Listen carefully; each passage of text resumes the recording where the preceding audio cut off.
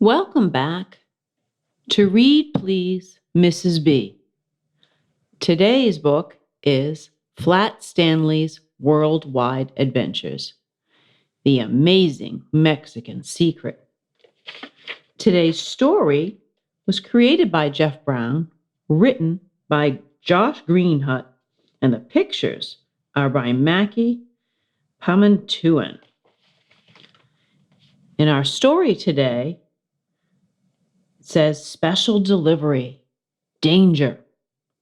When Stanley's mother needs the secret ingredient for a special recipe, Stanley mails himself to Mexico to track down its mysterious maker.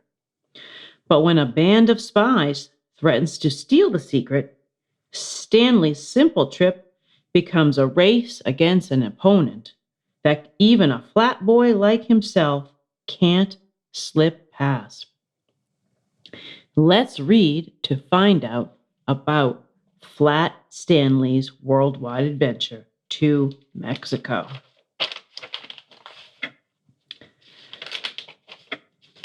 Chapter 1, Ole. You have met your match. Stanley Lanchop called down the hallway to his younger brother Arthur. Arthur snorted and stomped his foot. My amigo is right, said Carlos, their friend from next door, who had slept over. Stanley knew that amigo meant friend in Spanish. You will never defeat the great matador and cape like us.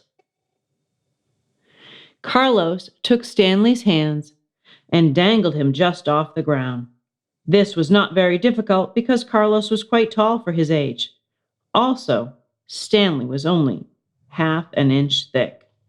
Stanley had been flat ever since the enormous bulletin board over his bed fell on him one night while he was sleeping. Sometimes he found being flat no fun at all. People had a habit of sitting on him on the bus. But there were good things about being flat, too. Stanley could slide under doors. He could travel inexpensively through the mail. And he could be a very good bullfighter's cape whenever Carlos came over to play. Arthur charged down the hall, headed straight for them. At the very last moment, Carlos swung Stanley upward. Arthur passed below as Stanley's toes brushed the ceiling. Ole! Carlos and Stanley cried triumphantly. They turned to face their opponent. Arthur narrowed his eyes and slowed back up to the other end of the hall.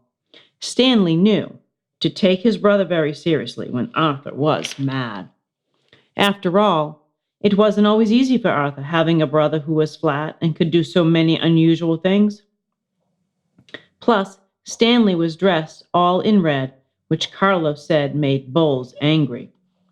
With a roar, Arthur rushed toward them. He was the fastest bull Stanley had ever seen in their house.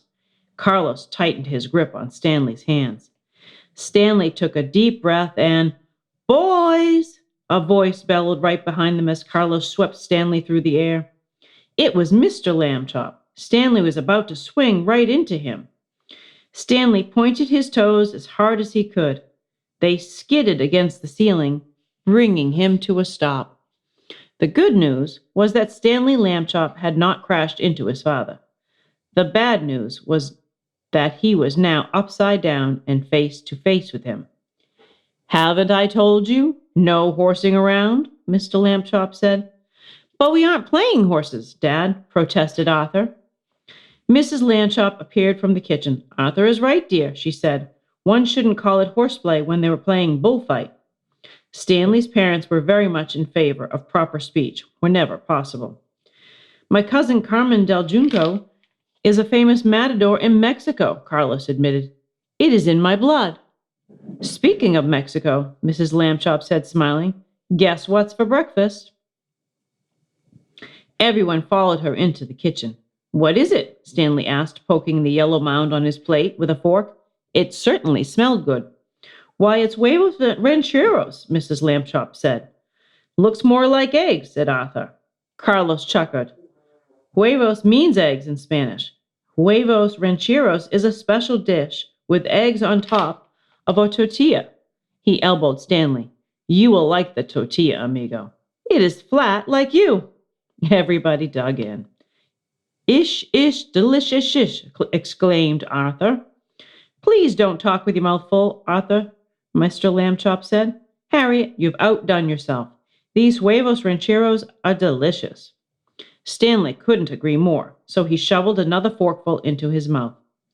I made it with the seasoning that Carlos's mother gave me, Mrs. Lambchop explained proudly. For her birthday, Mrs. Lambchop had a party with a cooking theme. Stanley had given her a spatula, although he was almost injured when Arthur tried to flip him with it.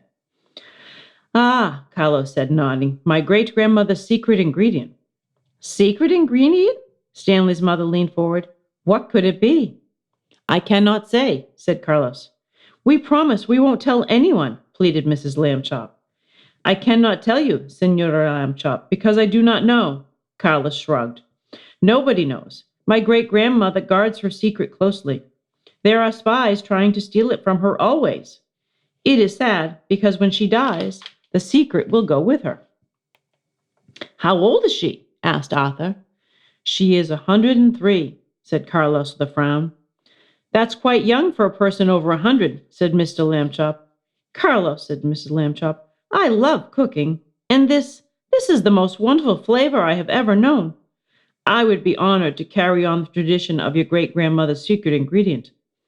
But how? Said Carlos. I will call her up, said Mrs. Lambchop. Carlos shook his head. My great-grandmother does not have a telephone. She lives in a very remote part of Mexico. I'll write her a letter, said Mrs. Lambchop.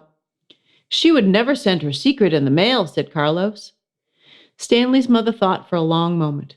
Then, very quietly, she said, We'll send a messenger. I'm your man. Arthur leaped to his feet. He was always ready for an adventure. But Mrs. Lambchop was not looking at Arthur. Stanley, those red sweatpants look comfortable enough, she said. I'll fold you some tortillas for the trip. We have to get you in the mail. Aw, pouted Arthur. You're sending me to Mexico? Stanley gasped. His mother usually seemed more concerned about his health and safety.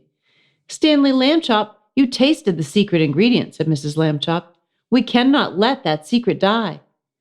Your mother is right, Stanley, Mr. Lambchop said. You have traveled all over the world. You explored the pyramids of Egypt. You practiced martial arts in Japan, Mrs. Lambchop chimed in. You flew on Arctic winds to northern Canada, grumbled Arthur. That was another trip I missed. Why, Mexico is just south of the United States of America, said Mrs. Lambchop. That makes it practically next door. Chapter 2. The Matador. Stanley Lambchop awoke to the sound of applause just outside his envelope. Somebody must have informed the Mexicans of his arrival. Since becoming flat, Stanley had grown used to attention. Sometimes he did not like it, especially when strangers called him Flatty.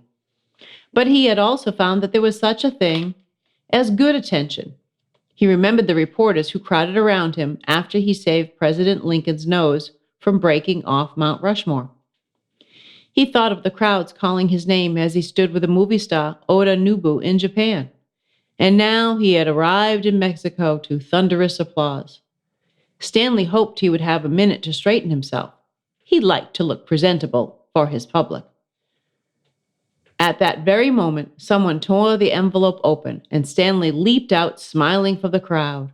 But there was no crowd in sight. It appeared that Stanley was just outside the door of a massive stadium. The crowd must have been inside.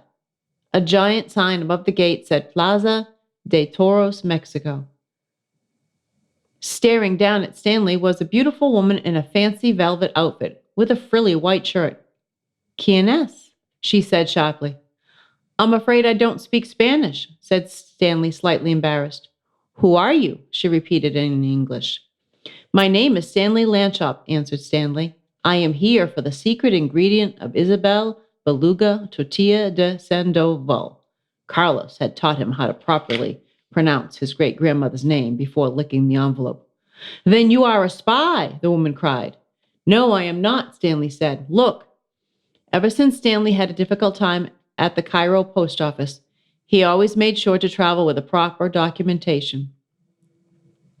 In this case, Carlos had written a letter in Spanish explaining the situation. Stanley pulled it from his pocket. When the woman had finished reading, she peered down at Stanley. "You are Stanley, the flat boy?" Stanley raised his eyebrows. "Forgive me. Carlos has been telling me of you in letters," she said. "I thought you were in his imagination." "You know Carlos?" said Stanley, surprised. "He is my cousin," the woman said, nodding. "Then you must know Carmen del Junco, the famous bullfighter."